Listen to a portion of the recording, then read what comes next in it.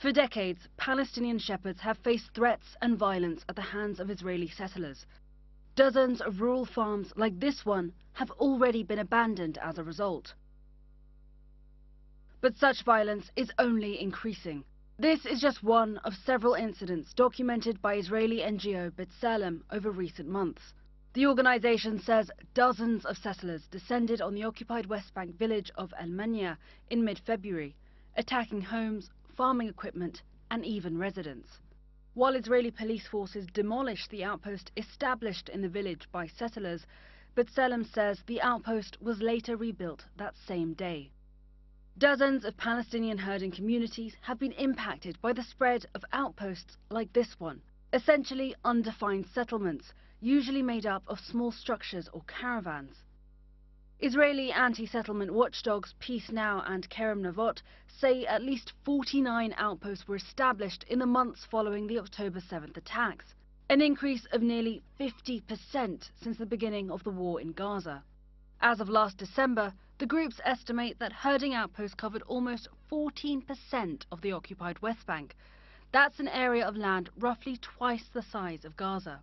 And that's in addition to approximately 150 officially recognized settlements that have already been established in the West Bank.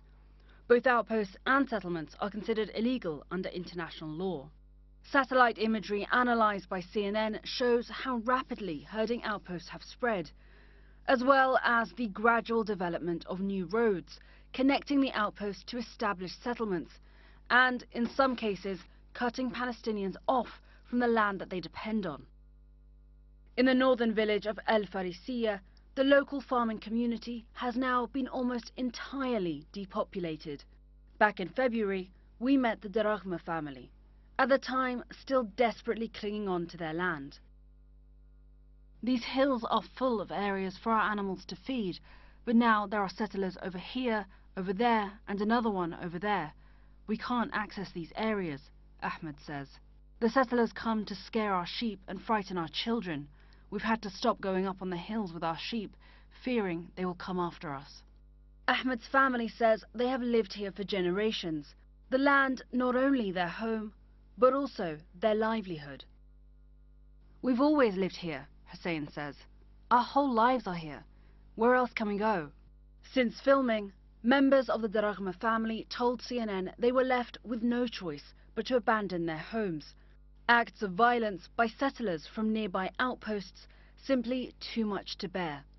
Activists say outposts like those around the village of Al Farisiya are established with the purpose of laying claim to Palestinian land and pressuring Palestinian communities to flee.